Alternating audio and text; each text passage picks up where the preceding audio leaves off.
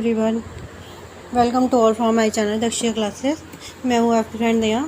आज हम पढ़ेंगे बीएड फर्स्ट ईयर का growing up as a learner, जिसे साइकोलॉजी भी कहते हैं, का second unit human and growth.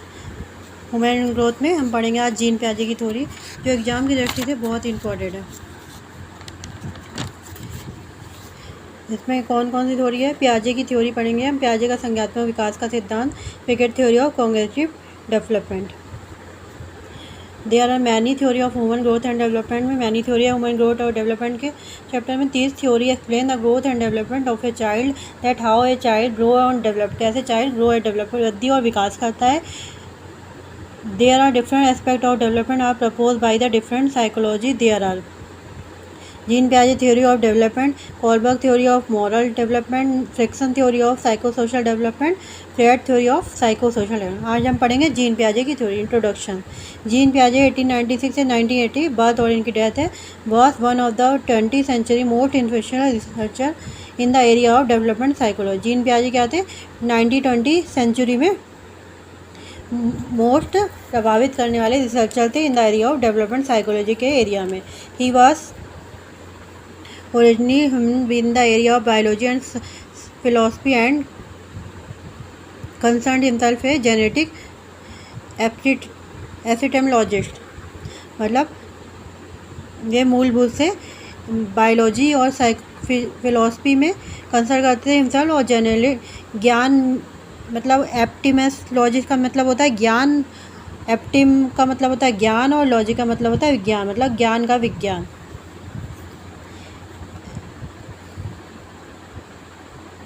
मतलब ये ज्ञानात्मक विकास के क्षेत्र में अग्रणी थे, उनका नाम अग्रणी था। जीन पियाजे जो थे 1896 से 1980 में मनोवैज्ञानिक अन्वेषण करने वाले विद्वानों में उनका नाम अग्रणी था। वे स्विट्जरलैंड के जीव विज्ञानी भी थे और 22 वर्ष की आयु में उन्होंने मलस्क और वायरस पर जंतु विज्ञान में डॉक्टरेट की उपाधि भी प्राप्त की थी। और 1920 में वे पेरिस की विनेड टेस्टिंग लेबोरेटरी के साथ भी जुड़े थे। Piaget wanted to know how children learn through their development in the study of knowledge. Piaget theory is based in the idea that developing child build cognitive structure. किस पे based थी उनकी theory? Cognitive structure पर। He believed that the child cognitive structure increase with the development. वे क्या believe करते हैं? Child का cognitive structure increase करता है उसके डेवलपमेंट के साथ साथ।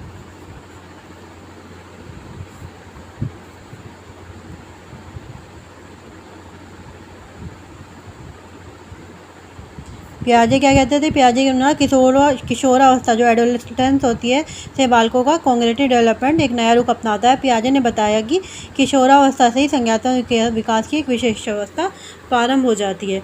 हम पढ़ेंगे next cognitive development. Cognitive development क्या होता है? Cognitive development is the emergence of the ability to think and understand. मतलब कॉग्निटिव डेवलपमेंट इमर्जेंस मतलब उभर कर आता है, एबिलिटी थिंक और अंडरस्टैंड की डेबिलिटी उभर के आती है। The acquisition of the ability to think, reason and problem solve, it is the process by which people thinking change across the life span. Piaget study cognitive development by observing children in particular to examine how the thought process change with age. It is the growing appreciation and adaptation to the physical and social environment. मतलब पियाजे ने किशोरावस्था ही ज्ञानात्मक विकास की एक विशेष अवस्था बताई है, जिसे औपचारिक परिचालना स्टेज ऑफ फॉर्मल प्रेशन कहा जाता है। मतलब बालक इस अवस्था में किसी समस्या का समाधान करने में उस समस्या के सभी पहलुओं को परख करता है, सभी संभावित समाधानों को मन में एकत्र करता है, किसी वस्तु के सभी तरह के गुणों के बीच संबंधों की जांच करता है। Piaget theory of infant development were based on his observation of his own 3 children. पियाजे ने क्या किया? कला विकास का अध्ययन अपनी ही 3 संतानों पर किया। इस शुरुआत के क्रम में उन्होंने आगे अन्य बच्चों को भी लिखा, लेकिन प्रारंभ में अपनी 3 संतानों के ऊपर ही परीक्षण करते हुए आरंभ किया इन्होंने। He is also known father of child psychology. ये क्या कहलाते हैं? फादर भी कहलाते हैं, चाइल्ड साइकोलॉजी के फादर भी कहलाते हैं। ओवरव्यू देखते हैं। पियाजे theory of cognitive development, stages और कॉग्निटिव प्रोसेस। स्टेजेस क्या है? The sensory motor stage, the pre operational stage, the concrete operation, the formal operation है। कॉग्निटिव प्रोसेस क्या है? Schema, assimilation, accommodation, equation. Cognition क्या है? The term cognition is derived from the Latin word कॉग्नेस which means to know or to recognise to conception, मतलब जानना और recognise करना। Cognition is the mental action as process acquiring knowledge and understanding through thought, experience and sense.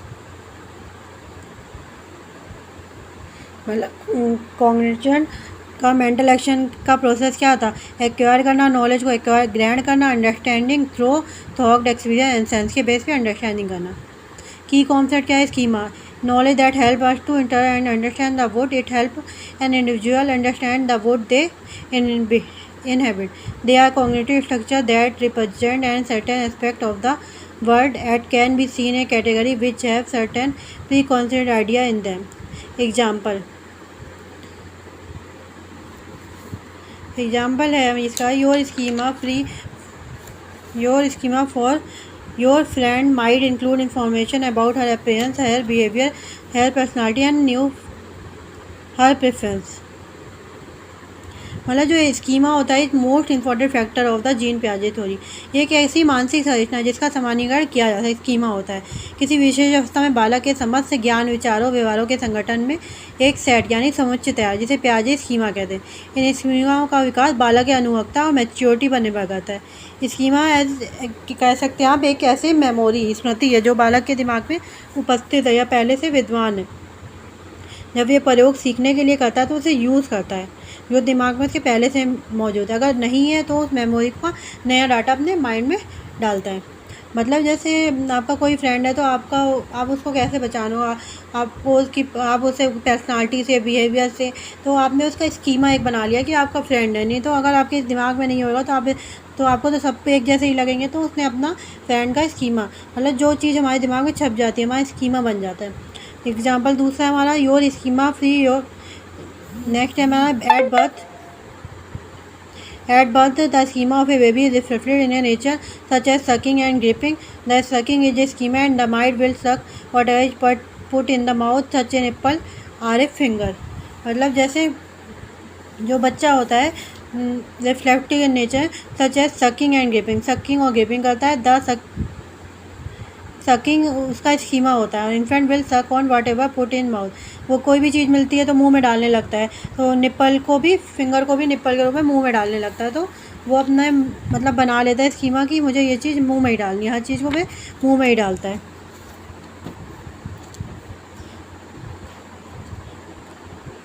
जैसे तीसरे माह में वो अपने माँ को पहचानने लगता है। यदि वो उसके पास से जाती है तो रोने लगता है। तो अपनी माँ का भी स्कीमा एक बना लेता है कि मेरी माँ है। तो कहते हैं जो चीज़ दिमाग में छप जाती है वो स्कीमा बन जाता है।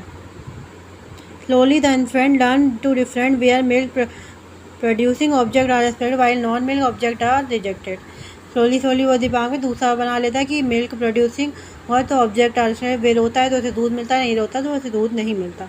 एसिमुलेशंस यूजिंग एन एक्साइटिंग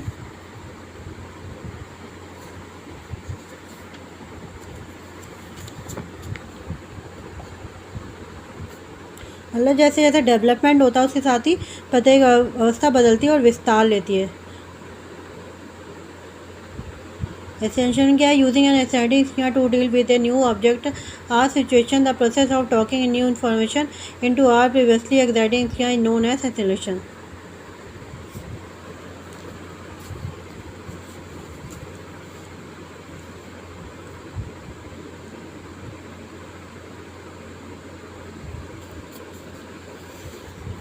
एसिमुलेशन क्या होता है? एसिमुलेशन मतलब आत्मसात्कार, एक ऐसी प्रक्रिया है इसमें बालक किसी समस्या का समाधान करने के लिए पहले से सीखी हुई योजना या मानसिक प्रक्रियाओं का सहारा लेता है। जैसे कह सकते हैं जैसे कोई बालक सरल जोड़ घटाना और जानता है, यदि उसके सामने जटिल जोड़ घटाना के सवाल आते हैं तो वह अपने पहले अनुभव के आधार पर उसको हल करने में सक्षम होगा। जैसे उसको हमने दिया 2 × 3 5 होता है, उसे पता है 2 × 3 5 होता है। तो वे अब हमने उसे दिया 12 + 11, तो जो उसने 2 × 3 सीखा था 2 × 3 5, तो उसी के आधार पर 12 × 11 को करने की कोशिश करेगा। मतलब जो उसके पूर्व के ज्ञान और अनुभव है वो उसको नए से जोड़ के करने की कोशिश करेगा। Example a child see a zebra for the first time. Child क्या देखता है, जैबरा को देखता है फर्स्ट टाइम और इमीडिएटली कॉल इट डंकी, और इमीडिएटली कॉल डंकी रहता है क्योंकि उसके दिमाग में एक स्कीमा बैठ गया कि जैबरा भी डंकी के तरीके होता है। तो उसने जैबरा का जो स्कीमा बना लिया, तो डंकी को देखते हैं क्योंकि जैबरा डंकी एक जैसे वो दिखते हैं, लेकिन उसने स्कीमा बना लिया। This child has assimilated into the schema that is animal is a donkey. To the child the object zebra, child का ऑब्जेक्ट क्या था, zebra, has all the character of donkey, क्योंकि जैबरा में सारी कैरेक्टर है donkey की। It feels in donkey schema, donkey के schema में फिट भी होता है। So the child conclude that the object is a donkey, तो चाइल्ड क्या कंक्लूड करता है कि उसका ऑब्जेक्ट डंकी है। The child had integrated the object zebra into his donkey schema, zebra को डंकी स्कीमा में बना लेता है। Accommodation, accommodation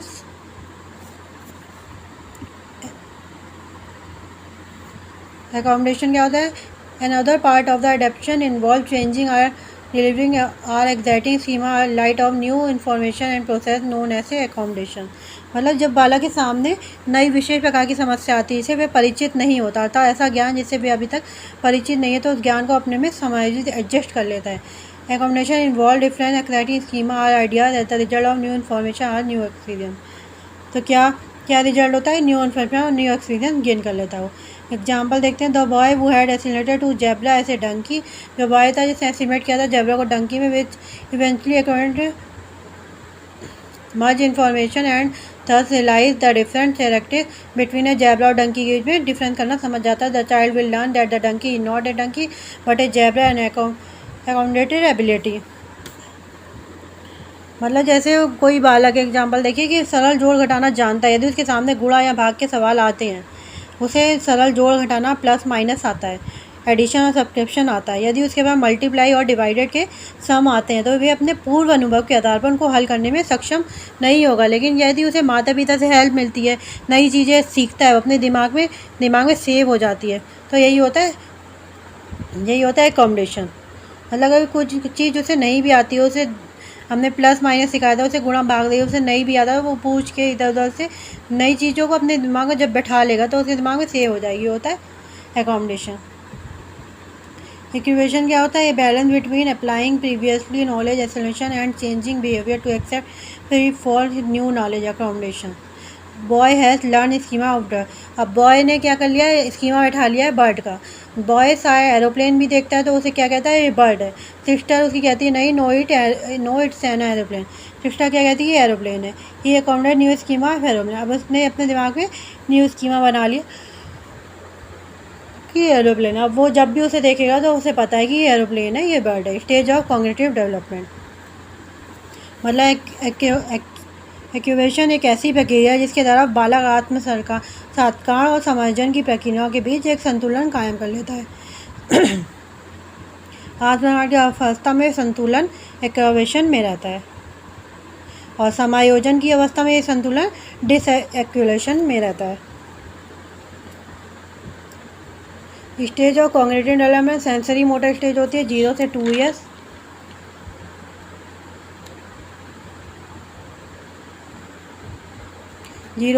years. होती है।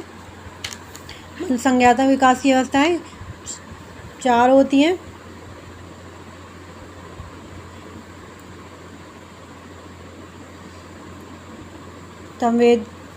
संवेदी पेशी अवस्था या इंद्रियात्मक अवस्था। प्री ऑपरेशनल स्टेज 2 से 7 ईयर होती है। कॉन्क्रीट ऑपरेशन स्टेज 7 से 11 ईयर होती है। Formal operation stage 11 to adulthood होती है। हम नेक्स्ट देखेंगे सेंसरी मोटर स्टेज 0 से 2 year. Information growth gain through the sense and motor actions, information gain करता है अपने सेंस और मोटर एक्शन से।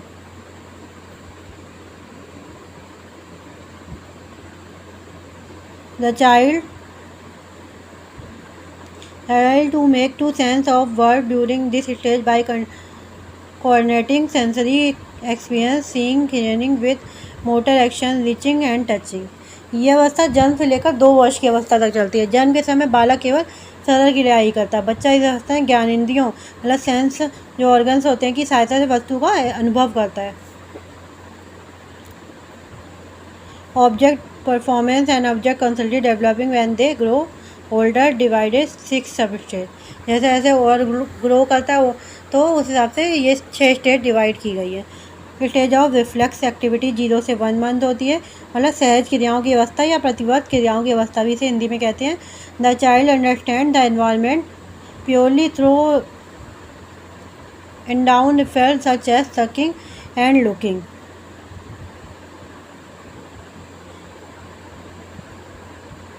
यह अवस्था जन्म से 30 दिन तक की होती है। इस अवस्था में बालक मात्र प्रतिवर्त क्रियाएं करता है।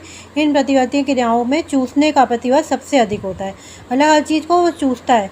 उंगली को भी मुंह में डालेगा तो चूसने लगेगा, अंगूठा चूसने लगेगा। छोटा बच्चा अक्सर कुछ चूसने ही लगता है।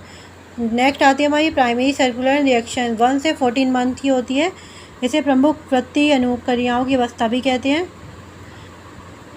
Sensation and schema get coordinate Primary infant focus on their own body's circular repetitions।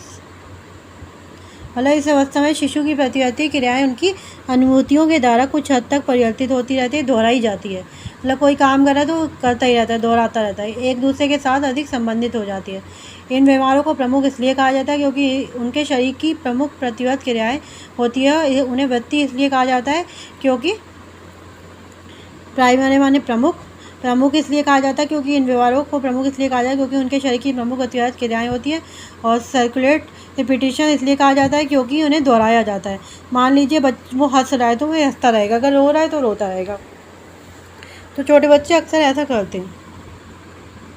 Third आती है हमारी सेकेंडरी सर्कुलेट रिएक्शंस 4 से 8 मंथ की होती है। गौण वृत्ति अनुक्रिया की अवस्था इसे हिंदी में कहते हैं। The child become more focus on the word and begin to initially repeat their action to set a response from the environment out of the sight out of the mind।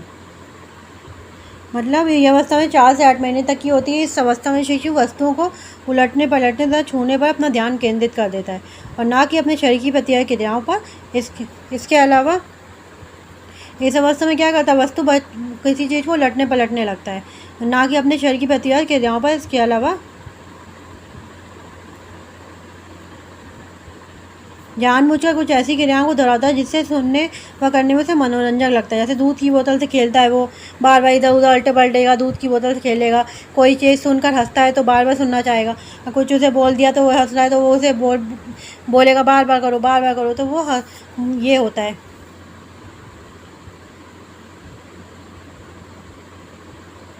Secondary circular reaction ये होता है। हमारी fourth आती है coordination of reaction 8 से 12 month.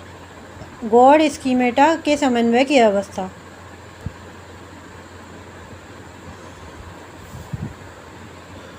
After repeatedly observing that certain action lead to certain conception infant gradually acquire knowledge to cause effect relationship at this stage object performance is acquire. मतलब यह अवस्था 8 से 12 महीने की 8 to 12 महीने की अवधि की होती है। इस अवधि में बालक उद्देश्य तय कर लेता है तथा उस पर पहुंचने के साधन में अंतर करना प्रारंभ कर देता है। जैसे यदि किसी खिलौने को छुपा दिया जाए तो उसके लिए वस्तु को इधर उधर हटाते हुए अपनी खोज जारी रखता है। अगर उसको कोई खिलौना खेलने दिया, अगर उसे छुपा दिया तो वो इधर उधर लटने पलटने कोशिश करेगा, देखने की कोशिश करेगा कि उसका खिलौना कहाँ गया। नेक्स्ट हमारी आती है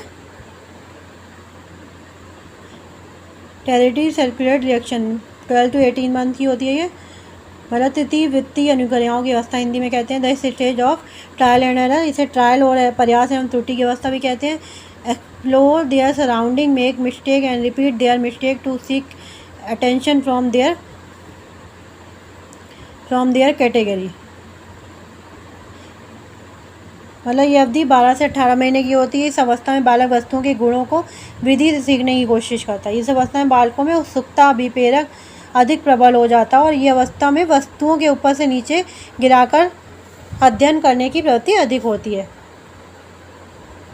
ये एग्जाम में अक्सर क्वेश्चन भी आ जाता है कि तो किस अवस्था में बच्चे के वस्तु को गिराते हैं, तो ये आएगा territory circular reactions.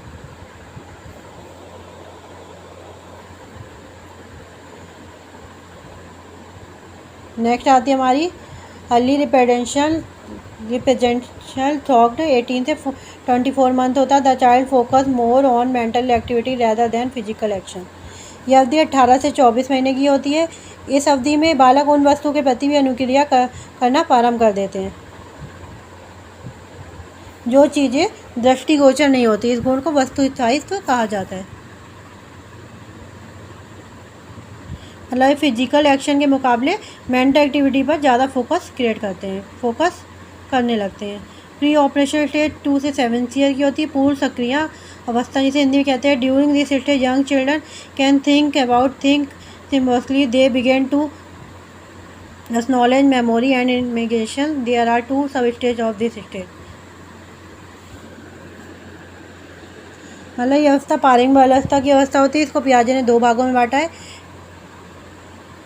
Pre कॉन्शनल stage 2 से 4 मंथ की होती है और इंटरनल स्टेज 4 से 7 ईयर्स की होती है। नई सूचना और नई समस्या का अध्ययन करता है और नकल पकड़ने की प्रवृत्ति इसी में पाई जाती है। 2 से 4 ईयर की प्री कॉन्शनल स्टेज देखते हैं। ईगो सेंटर्स और मतलब इस अवस्था में बालक सूचक को विकसित कर लेते हैं। सूचक का अर्थ हो जाता है जैसे माँ को देखते ही पहचानने लगता है। माँ उसके लिए संकेत बन जाती है कि ये मेरी माँ है। जैसे स्कीमा वो अपने माइंड में सेट कर लेता है कि ये इसकी माँ का स्कीमा बन गया। तो वस्तु, शब्द, प्रतिमा और चिंतन जिस चीज़ें के लिए किया जाता है। सूचक का क्या अर्थ होता है? वस्तु, शब्द, प्रतिमा एवं चिंतन जिस चीज़ें के लिए किया जाता है, जिसे 2 प्रकार के सूचक वादी प्रभाव डालाता है, जैसे संकेत और चिन्ह।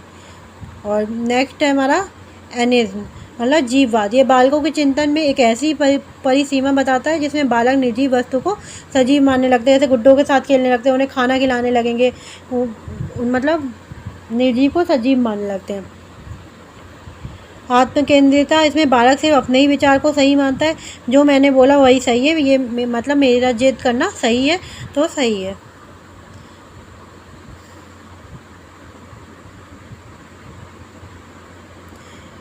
इनिशियल स्टेज 4 से 7 ईयर्स की होती है। Difficulty in conservation, can not do reversing thinking, मतलब सभी बालकों का चिंतन एवं तर्क पहले से अधिक परिपक्व हो जाता है, जिसके परिणामस्वरूप वे साधारण मानसिक प्रक्रिया है जो जोड़, घटाना, गुणा, भाग आदि सम्मिलित होती है, परंतु इन मानसिक क्रियाओं के पीछे नियमों को समझ नहीं आती। अंतर्दृष्टि चिंतन इस प्रकार का एक ऐसा चिंतन होता है जिसके पीछे कोई क्रमबद्ध तर्क नहीं होता, मतलब नियम को नहीं समझ पाते।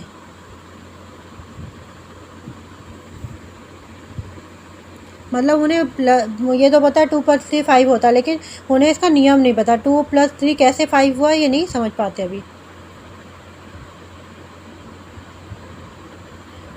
नेक्स्ट हमारी आती है कॉन्क्रीट ऑपरेशन स्टेज 7 से 11 ईयर्स की होती है, मतलब मूर्त संक्रिया की अवस्था हिंदी में से बोलते हैं। Can do operation on concrete object but find it hard to solve abstract problem, began to understand the concept of conversation, understanding of reversibility, elimination of egocentrism. During this stage, the child began to develop humanity, selection, classification and ticking.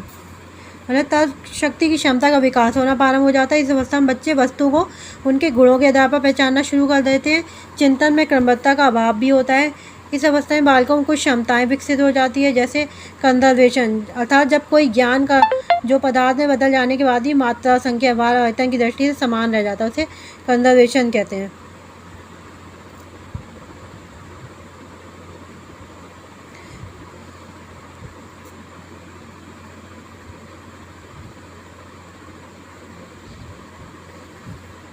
संख्या बोध तथा गणित को जानना, वस्तुओं को गिनना शुरू कर देते हैं इस अवस्था में।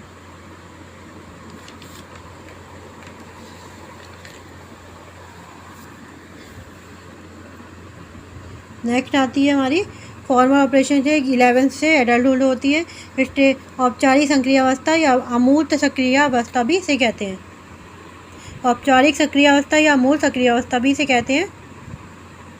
ये 11 से एडल्टहुड होती है। During this time thinking move from concrete to abstract, use symbolic related to abstract concept, skills such as logical thought, deductive reasoning and systematic planning also emerge. मतलब बच्चा विसंगतियों को समझने की क्षमता रखता है। बच्चों में वास्तविक अनुभवों को काल्पनिक रूप या परिस्थितियों में प्रशिक्षित करने की क्षमता आ जाती है। बच्चा जो है घटनाओं की परिकल्पना बनाने लगता है, इन्हें सत्यापित करने की क्षमता आ जाती है। बच्चा इस अवस्था में विचारों को संगठित करना, वर्गीकृत करना सीख जाता है। प्रतीकों का अर्थ समझना शुरू कर देते हैं। यह अवस्था 12 वर्ष से 18-19 व्यस्त होने तक भी चलती है। यह अवस्था संज्ञानात्मक विकास की अंतिम अवस्था होती है। आयु बढ़ने के साथ साथ बच्चों के अनुभव बढ़ने में उनमें समस्या के समाधान की क्षमता भी विकसित हो जाती है। जैसे जैसे बच्चे की आयु बढ़ती है उसका एक्सपीरियंस भी बढ़ता है और समस्या के समाधान की क्षमता भी विकसित हो जाती है। उनके चिंतन में क्रमबद्धता आने लगती है। वो चिंतन जो करते हैं उनमें क्रमबद्धता आने लगती है। इस अवस्था में बच्चे का मस्तिष्क मैच्योर होने लगता है।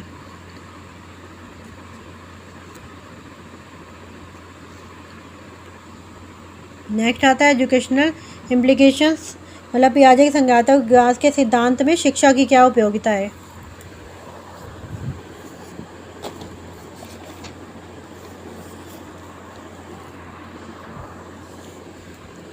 During this time, thinking moves from concrete to abstract.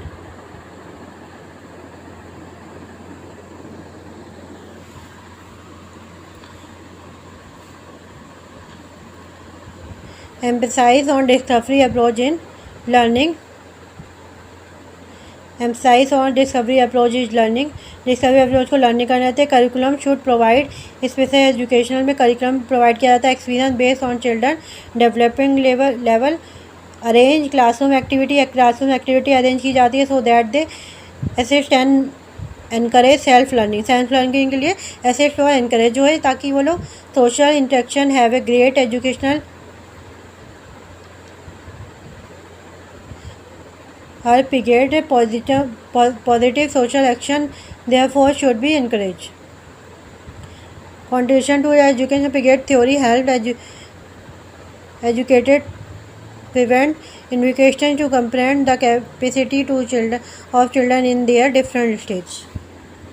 मतलब पियाजे ने अपने सिद्धांत में शिक्षार्थियों की भूमिका को काफ़ी सक्रिय व महत्वपूर्ण माना है। पियाजे के सिद्धांत में शिक्षक को अपने अध्यापन काल में विशेष सहायता मिलती है। पियाजे के सिद्धांत में स्पष्ट होता है कि 7 से 11 साल की आयु में बौद्धिक विकास का अवसर अधिक तेज़ी से बढ़ता है। जो 7 से 11 की एज होती है उसमें बौद्धिक विकास का स्तर तेज़ी से बढ़ता है। पियाजे के सिद्धांत में व्यक्तिगत नियंत्रणा को भी स्वीकार किया गया और पियाजे ने सिद्धांत का प्रयोग शिक्षा के क्षेत्र में करते हुए अनुकरण व खेल की क्रिया को महत्व दिया। शिक्षकों को अनुकरण व खेल विधि से शिक्षण करना, मतलब खेल के इसके साथ साथ उनको अनुकरण व खेल विधि से शिक्षण करना चाहिए। ये नहीं कि पढ़ाई कराए, उन्हें एक्टिविटी भी करानी चाहिए शिक्षा के साथ साथ। पियाजे कहते हैं जो बच्चे सीखने में धीमे होते हैं उन्हें दंड नहीं, जो बच्चे मतलब स्लो लर्नर होते हैं उन्हें दंड नहीं देना चाहिए। अगर दंड देगा तो उन्हें पढ़ने की आदत रहेगी नहीं, उन्हें पता है कि हमें दंड मिल जाएगा। पियाजे के सिद्धांत के अनुसार मोटिवेशन एंड बालक दोनों को अधिगम विकास के लिए आवश्यक है। मोटिवेशन भी आवश्यक है और चाइल्ड भी आवश्यक है अधिगम विकास के लिए। इन दोनों को शिक्षा में उपयोग करना उचित है। बच्चों को अपने आप करके सीखने का अवसर इसे हमें प्रदान करना चाहिए। शिक्षकों व अन्य व्यक्ति को बच्चे की बुद्धि का मापन उसकी व्यवहारिक क्रियाओं के योग के आधार पर करना चाहिए। बच्चा स्वयं और पर्यावरण के अतः क्रिया द्वारा सीखता था। हमें शिक्षकों माता पिता बच्चे के लिए प्रेरणादायक माहौल का निर्माण करना चाहिए। इस सिद्धांत के आधार पर शिक्षक व अभिभावक बच्चे की तर्क शक्ति व विचार शक्ति को पहचान सकते हैं। आई होप तो आपका कॉन्सेप्ट क्लियर हो गया होगा, आपको समझ में आया होगा। अगर समझ में आया तो please like share and subscribe जरूर करिए।